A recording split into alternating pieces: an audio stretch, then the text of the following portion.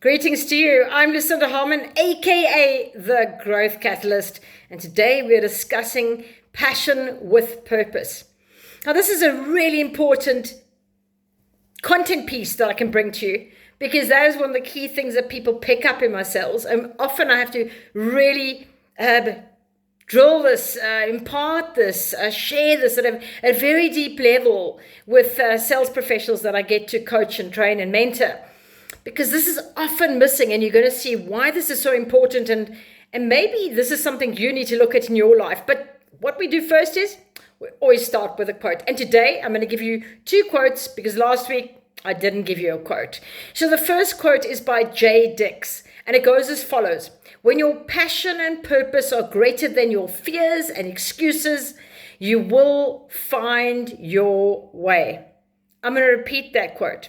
When your passion and purpose are greater than your fears and excuses, you will find your way.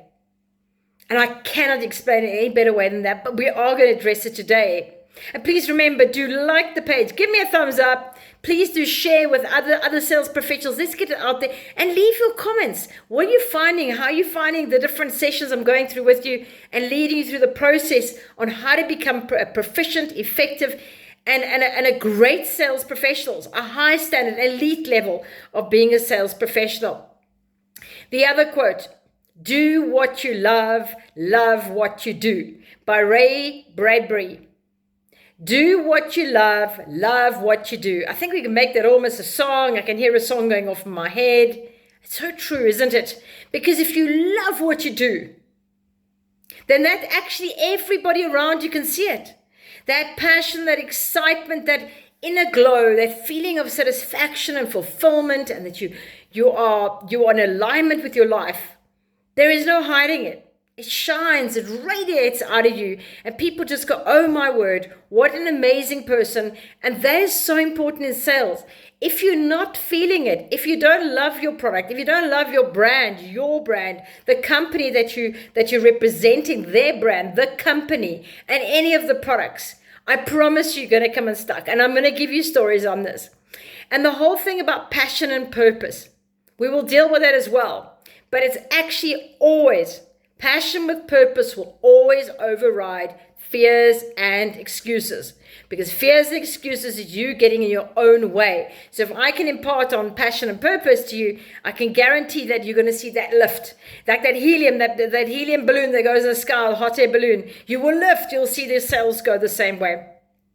Now, there's a man that I got to work with, a colleague, and I always understand selling with passion and enthusiasm and all the good feel stuff. But I saw him the one day, it was in a veterinary practice, and he was selling a CT scanner. Now, I'm not going to get into the medical terms, but it's in X-ray terms, is CT. And that's actually a very bland, boring product. Is radiology and X-ray equipment is actually boring. It was probably one of the most boring part of my medical career. But the thing is, what was amazing about him, he was in love. He was in love with his products. He was in love with radiology. He was in love with CT. He, as he said, this piece of equipment, he stood with that day, selling it to a veterinary practice in Tshwane in South Africa. It was better for him, this product, that it was actually his honeymoon. Now that I can tell you he felt. I don't think his wife would have liked to have heard that, but he actually felt in his heart so passionate about the work he did, so passionate about selling CT equipment and this particular brand, that everyone in the room was absolutely engaged in his presentation. He had to do nothing. He was so convinced and so persuasive, and he was so engaged himself and in love with his product. And this is what it's all about. He went in, yes, with a purpose to sell the equipment. He had the solution for this particular client that he had actually really studied. He knew exactly what they needed. He knew exactly how to resolve them, every issue they had. And he had passion for what he sold. And that, to you, is passion with purpose. Now, let's drill a little bit deeper. So passion, if it is untamed, unconfined, and let to run rampant, it's like a fire. It's wild and it's reckless. And trust me if I say to you a secret, like a secret, my first 35, 45 years here on this planet, I was passionate, but I wasn't disciplined and structured in my passion. It was like a whirlwind.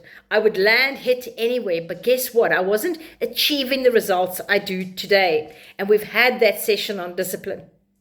Now, if you channel passion correctly, you have the ultimate formula for success.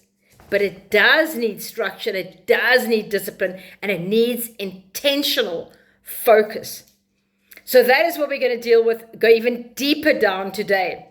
That's why passion needs purpose, because passion on its own is like the wildfire, and you put passion with purpose, and you'll find that extraordinary formula for success.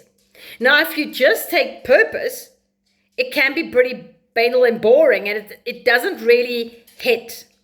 It hits when you put passion with it. It's like a spark. It's like lighting that flame, like igniting that passion within your soul. And that is when the purpose strikes and comes to life. Because purpose can be on paper. Being focused, intentional plans, strategies, they're all great. But if they don't have the enthusiasm, they don't have the passion, then you're not going to lift. You need that thing to lift you, and that it comes in the form of the fuel of passion. And as with my moonshine story that I have told before, and if you haven't heard it, go back to the last series I think I've done in the sales professionalism, and I did Are You a Right Fit? I've done it there as well. What was really important was the passion with a purpose. People defined it as they bought from me because of the passion I had for moonshine. Now, in all honesty, it wasn't just a matter of passion. I had to get excited about the product. Was I excited about Unstilled Whiskey? Hell no. But I needed to put food on my table. So I knew that I had to fall in love with this, and I had to find a way to make it come to life. So I studied it, I studied the history of moonshine, and the fact it was in South Africa.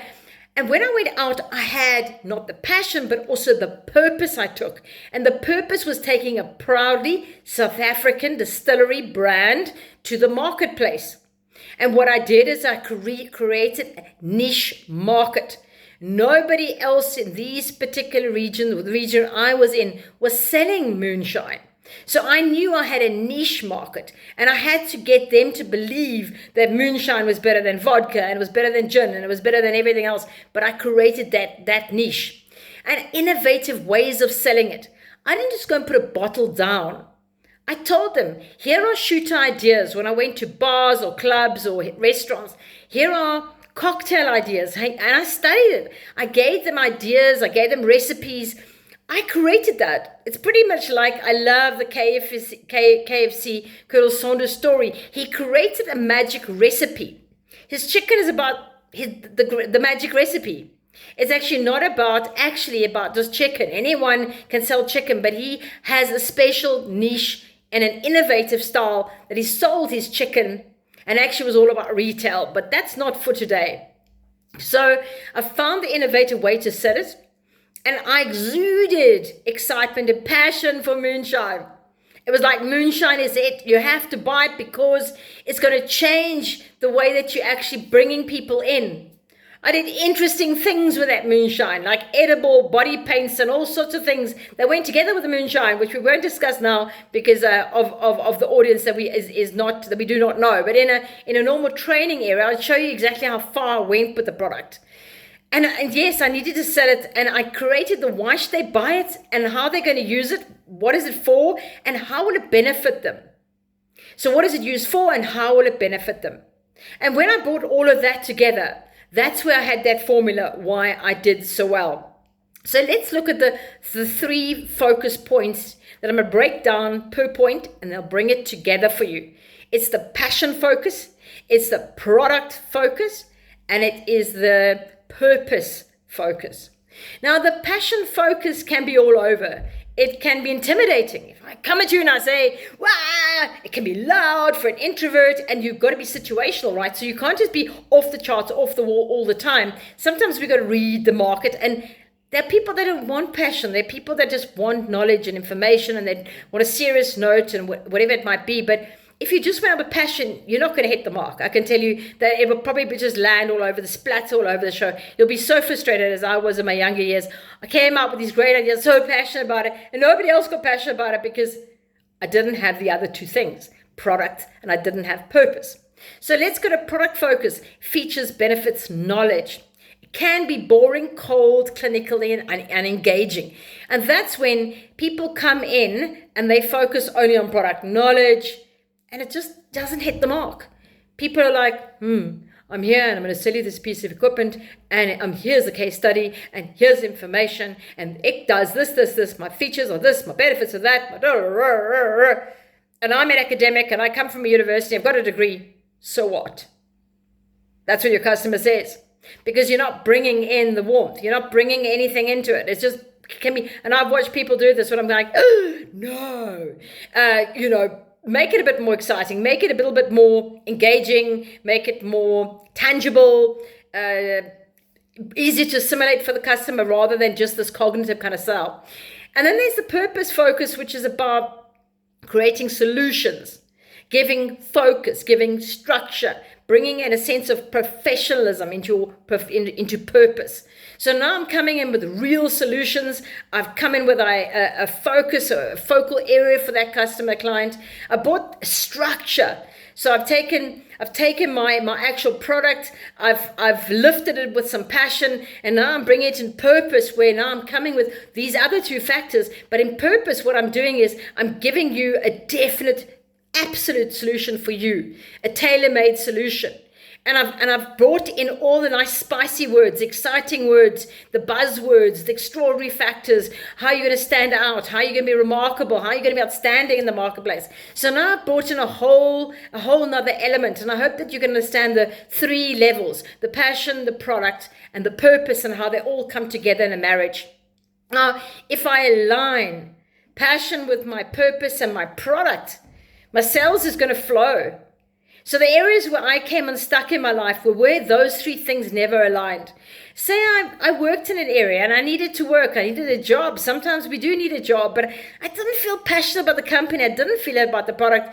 And maybe it wasn't just was a bad culture fit for me at that time, or not like bad, but an incorrect culture fit. Then the sales seemed to backtrack a bit.